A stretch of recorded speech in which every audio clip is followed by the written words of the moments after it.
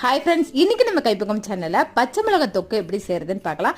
ஐயோ பச்சை மிளகாவா அப்படிங்கிற உங்க மைண்ட் வாய்ஸ் எனக்கு நல்லாவே கேட்குது. அப்படியெல்லாம் கொடுமைப்படுத்த மாட்டேங்க, ரொம்ப ரொம்ப சூப்பரா இருக்கும். இந்த தொக்கு நீங்க சாப்பிட்டீங்க அப்படின்னா எந்த தொக்குமே நீங்க சாப்பிட மாட்டீங்க, அவ்வளோ டேஸ்டா இருக்கும். வாங்க எப்படி செய்யறதுன்னு பார்க்கலாம். இப்போ இந்த தொக்குக்கு 1 ஸ்பூன் அளவுக்கு கடுகு, 1 ஸ்பூன் வெந்தயம் சேர்த்து நல்லா ட்ரை ரோஸ்ட் பண்ணி பிளேட்ல மாத்திக்கலாம். மறுபடியும் ஸ்டவ்ல கடாய் வச்சுட்டு 3-4 ஸ்பூன் அளவுக்கு நல்லெண்ணெய் சேர்த்துக்கோங்க. அதுக்கப்புறம் 10 சின்ன வெங்காயம், 10 பல் பூண்டு, அதுக்கப்புறம் 20 பச்சை மிளகாவை விதையெல்லாம் நீக்கிட்டு சேர்த்துக்கோங்க. ஒரு கொத்த அளவுக்கு கருவேப்பிலை சேர்த்துட்டு ஒரு லெமன் சைஸ்ல புளி சேர்த்து நல்லா வதக்கிட்டு பிளேட்ல மாத்திக்கலாம். இப்போ இதெல்லாம் ஆறுனதுக்கு அப்புறம் மிக்ஸி ஜாரில் சேர்த்துட்டு அதில் தேவையான அளவுக்கு உப்பு, நாட்டு சக்கரை 1 ஸ்பூன் அளவுக்கு சேர்த்துட்டு தண்ணி சேர்க்காம கொரகொரப்பா அரைச்சிட்டு வந்துடலாம்.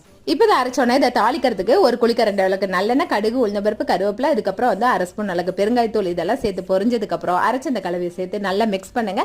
நல்ல எண்ணெய் எல்லாம் திரண்டு வர வரைக்கும் கலக்குன்னு கலக்கிட்டு நீங்க சர்வ் பண்ணுங்க. இட்லி, தோசை, ஆப்பம், அப்புறம் ஒயிட் ரைஸ்க்கு பெஸ்ட் சாப்பிட்டு பாருங்க, சும்மா அப்படி இருக்கும்.